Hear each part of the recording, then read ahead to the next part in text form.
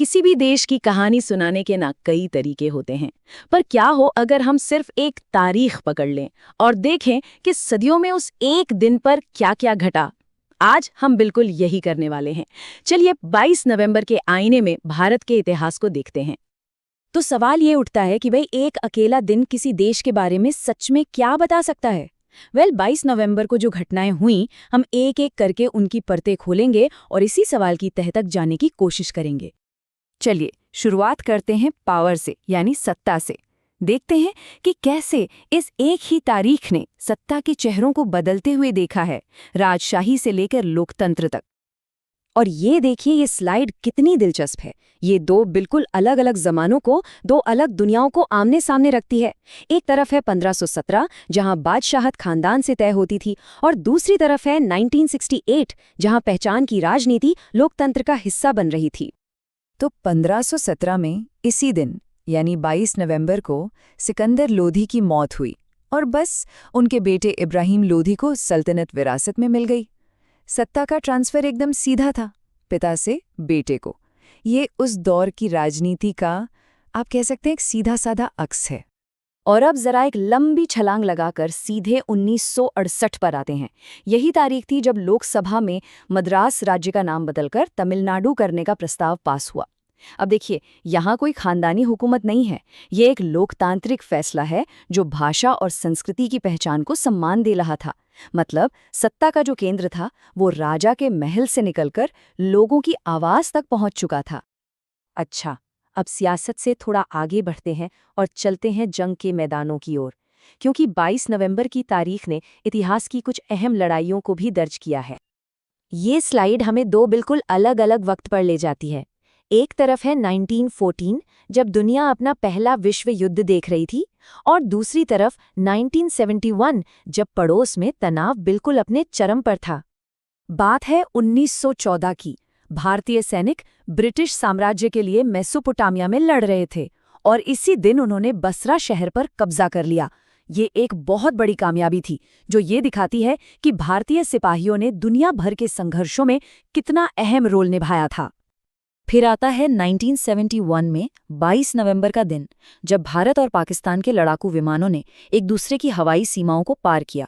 देखिए, ये सिर्फ एक छोटा मोटा उल्लंघन नहीं था, ये उस हवाई जंग की शुरुआत थी जो बहुत जल्द ही एक पूरे युद्ध में बदलने वाली थी।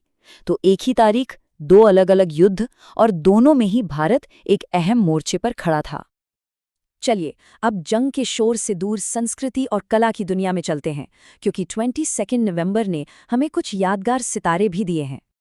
इस टाइमलाइन पर एक नज़र डालिए। 1991, 1997 और 2005, फिल्म, फैशन और साहित्य, तीनों ही फील्ड्स में इस दिन कुछ न कुछ खास हुआ था। साल 1991, फिल्म रिलीज हुई फूल और कांटे। अजय देवगन दो मोटरसाइकिल्स पर पैर रखकर एंट्री लेते हैं और बस रातों रात एक्शन स्टार बन जाते हैं। कह सकते हैं कि हिंदी सिनेमा के लिए एक नए दौर की शुरुआत इसी दिन से हुई। इसके ठीक 6 साल बाद 1997 में इसी दिन डायना हेडन के सिर पर मिस वर्ल्ड का ताज सजा।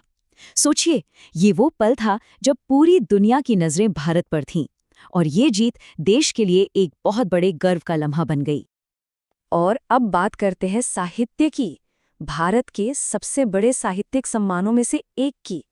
साल 2005 में 22 नवंबर को ही हिंदी के जाने माने कवि कुंवर नारायण को ज्ञानपीठ पुरस्कार के लिए चुना गया।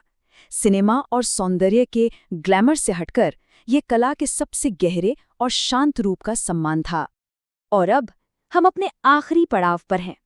यहाँ 22 नवंबर हमें एक ही सिक्के के दो पहलू दिखाता है।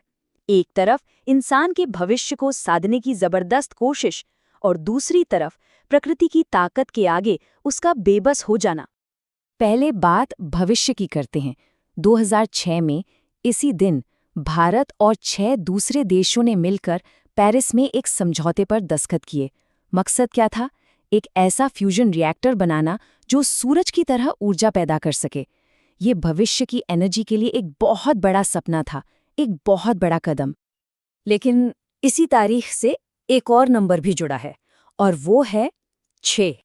ये नंबर हमें सीधे साल 2013 में ले जाता है, जब आंध्र प्रदेश के तट से चक्रवात हेलेन टकराया। ये एक बहुत ही भयंकर तूफान था जिसने अपने पीछे सिर्फ तबाही के निशान छोड़े। तो यहाँ पर सबसे अहम बात यह है कि जिस तारीख को इंसान सूरज जैसी ताकत बनाने का समझौता कर रहा था, उसी तारीख पर कुछ साल बाद प्रकृति की ताकत ने कम से कम 6 जानें ले लीं और हजारों गांवों को अंधेरे में डुबो दिया। एक ही दिन। उम्मीद की कहानी भी कहता है और तबाही की भी। तो 22 नवंबर की कहानी आखिर है क्या? ये सल्तनत के तख्त से लेकर लोकतांत्रिक पहचान तक का एक सफर है। ये जंग के मैदानों की बहादुरी से लेकर कला के मंच पर मिली शोहरत तक की एक दास्तान है।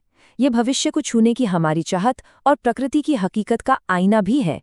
ये सब कुछ सिर्फ एक दिन के पन्नों में दर्ज है। इतिहास तो हर पल बनता है। सवाल बस ये है कि आज का दिन, जब कल इतिहास बन जाएगा, तो उसे किस बात के लिए जाना जाएगा।